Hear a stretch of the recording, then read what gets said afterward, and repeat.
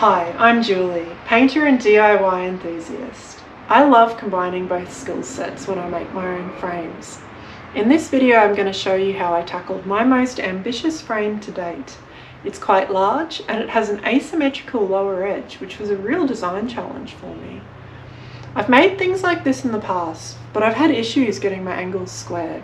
This time I nailed it and I can't wait to show you the result. What follows isn't exactly an instructional how-to guide, more so it's just a vlog of my creative process. I'm no master carpenter or joiner, and everything I know I've learned from watching YouTube videos. This is my chance to share something back with the online community, my special experimental approach to the topic. Nothing I do is terribly difficult, so let's jump in and have a go. This is the artwork in question, so I'll show you how it's going to go.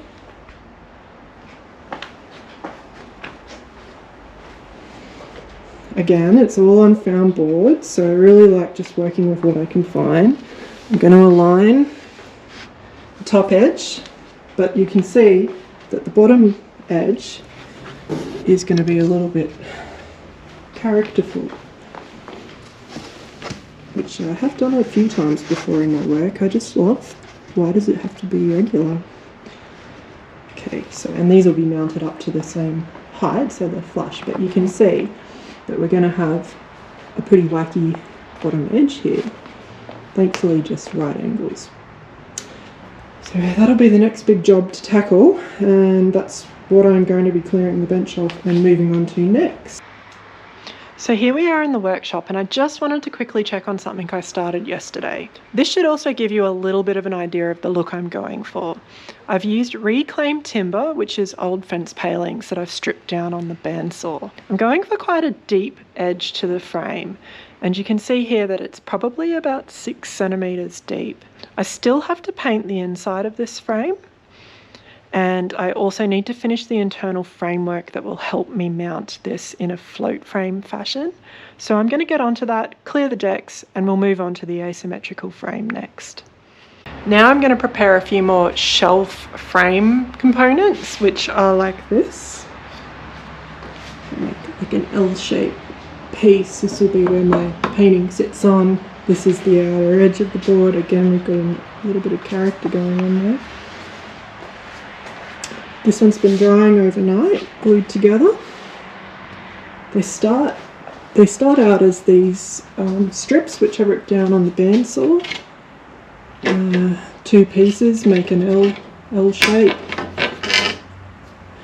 I'm experimenting with cutting these notches in this time because my brad nailer can't do the whole depth, and it gets a much better bite into the second piece when you go through at a shallower point. These might be just a little bit too shallow though. I cut them on the bandsaw. You could see them on the last frame that I did, but I didn't get quite that shallow last time. I used these ones as the template to trace off onto those pieces, and it looks like I've gained a few millimeters each time I've done that. So a pretty simple way of cutting them out, just using the bandsaw, which I'll get out later because I've got plenty more to do. And right now I'm going to use the pneumatic nail gun, which is a lifesaver for framing. I'm going to use that just to nail my component pieces together to make the shelf. So it's been gluing, but now I'm going to nail it just to make sure it's extra strong.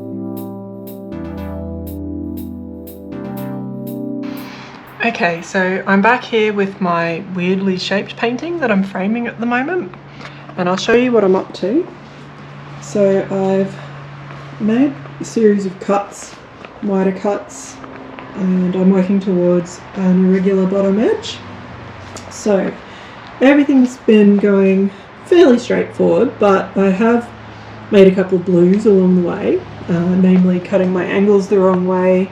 So I had enough material until that happened, and I have to cut one more piece now, but I just have to make up another composite frame slash shelf piece. And I'm just going to cut that on the bandsaw now, the little cutouts that enable me to nail it all together. And then I'll show you what it's looking like with the paintings in there.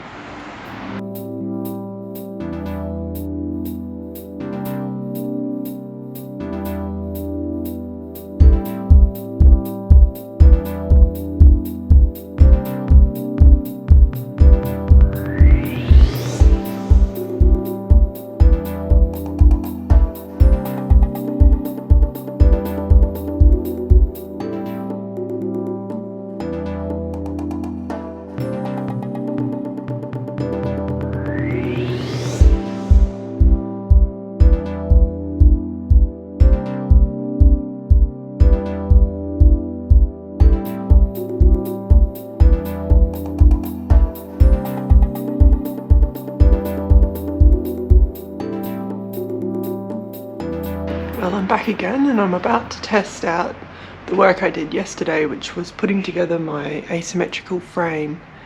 And it was a little bit of work to get it all set up. So this is what it's looking like.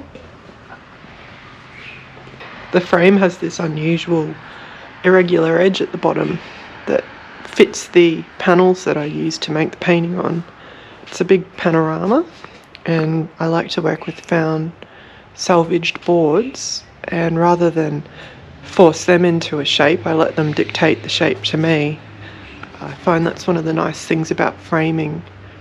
You get to keep the art making decisions going a bit longer. Once the painting's finished, the process keeps going. So I'll get these panels out. They're not fixed in at the moment. I just thought I'd show you what it's looking like so far. Lots of measuring involved to get that straight. So I'll get these panels out and show you what it looks like underneath. So this is the frame without the panels inside, and you can see I've got quite a bit of support work going on in there. It's still got the corner straps on as it's drying, and I've locked off each of my angles with a clamp. Once I got them nice and square, I just locked them in place. Once they're locked like that, it's easier to manipulate the remaining corners into square alignment. So I really love taking the time to really perfect this sort of design statement. I think it's a really strong thing to add to a painting, and I'll discuss my concept a little later when I show you the finished work of why I wanted to work so heavily with a DIY aesthetic in this artwork. So I need to paint the inside of this frame next, and I also need to give it a final sand. But before I do that, I thought I might just run you through the process of squaring up a little better. So I'll share a tip that Dad showed me, and it involves taking a measurement of your lower edge. So the width of this gets transposed up to the top horizontal edge and is used as an imaginary plot point. This allows us to take diagonal measurements and cross-check them to see how close they are. If you find that these measurements differ by more than 3 to 5 mils, then you're probably going to notice it in the final outcome. What you can do is ever so slightly just budge the corner of the frame with the bottom edge clamped. You can budge this top edge and just slightly affect the angle. This will adjust the length of that diagonal measurement, so cross-check, see how it's looking. And if this hasn't solved the problem, we'll try pushing the angle out a little. So going from the other direction, just gently push, and the bottom's clamped off, of course, gently push, and do your cross-check again, see how it's looking. If this is under 3 mils difference between measurements, then it's probably okay, and you can fasten this in place. Now, what I did was use weights. Clamps would be better, but weights in this case seem to do the trick. So I'll show you what to do to the rest of the frame to get it square in its entirety. So now you just carry through that procedure on the rest of the frame, breaking it into portions with imaginary plot points like this, checking your diagonals as you go and adapting the frame as required. When that's done, it's time to do the overall whole. So you can take a measurement from the longest edge and transpose that over to the short edge. I actually plotted the point on the workbench in chalk to help me in this stage, to help me imagine a big overall rectangle around the work. Then I took diagonal cross-check measurements again, and once more I adapted the corners as required until I had that down to sort of under 3 mils difference. I weighted it all in place so it could dry overnight. And I also had the corner strap on through this whole process. Snug fit, but not fully done up. It still had flex. When I was happy with everything and everything was weighted, I did the corner strap up.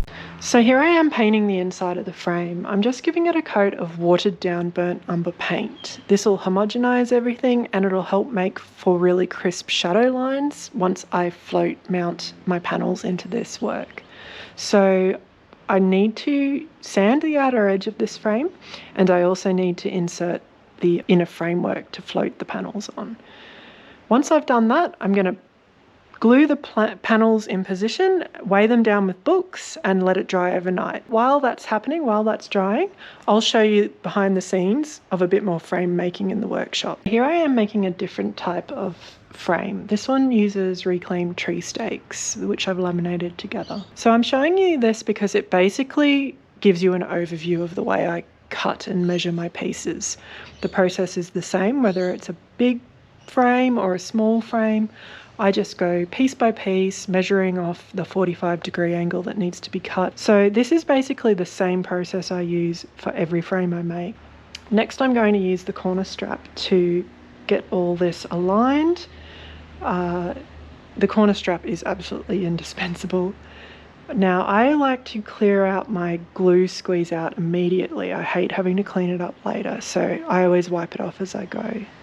It's just one less thing to do later. Next, you'll see me doing my cross-check by measuring diagonally across to see if it's square.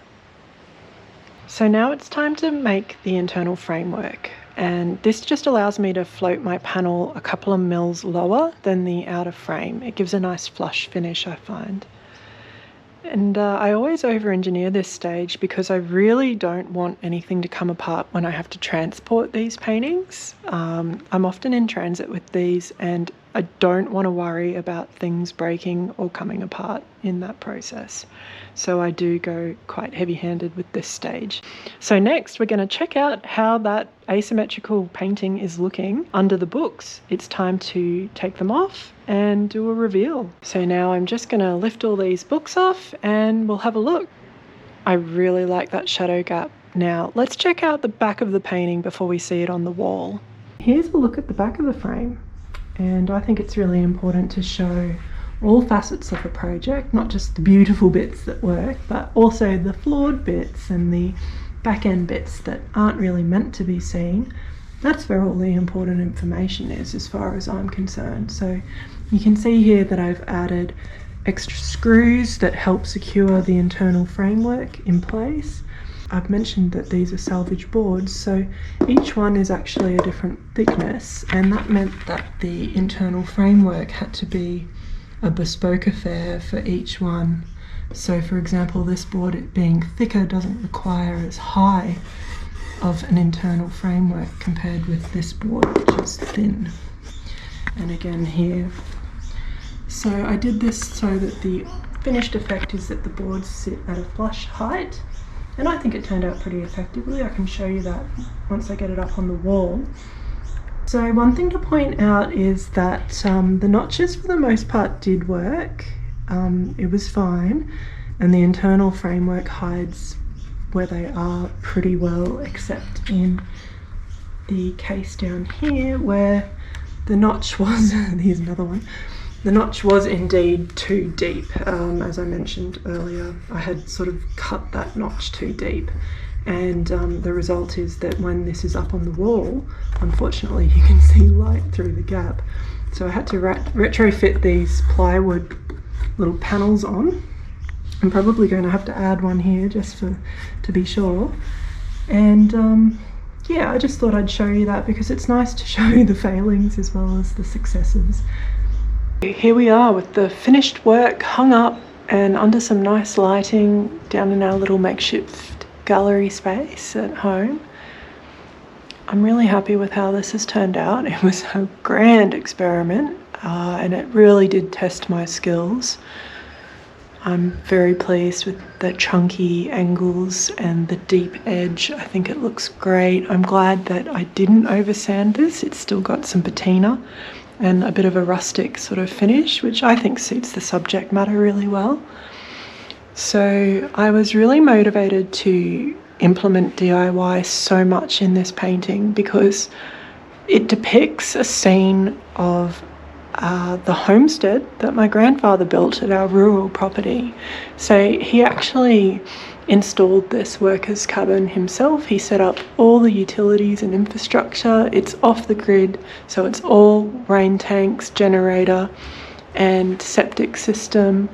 He also built this shed that you can just capture a little glimpse of behind the harvester here. So he ran a piggery there with his second wife for a few years, and I've always really admired the do-it-yourself spirit that Grandad had. So my use of DIY is like a homage to that. I think that this shadow gap is pretty effective. It's not millimetre perfect, but then nothing about my paintings is millimetre perfect. I really like to just accept and embrace a little bit of, you know, flawed character in things, because that's real. So I think that that shadow gap has a nice, almost like I'd say hand-drawn sort of feel about it, rather than mechanical precision, which I think suits this work pretty well. Thanks for joining me, and I hope you like the unusual outcome of this strange framing exercise. If you'd like to see the painting in context, you can view it as part of a virtual tour I made for a recent exhibition called Bebo Blues.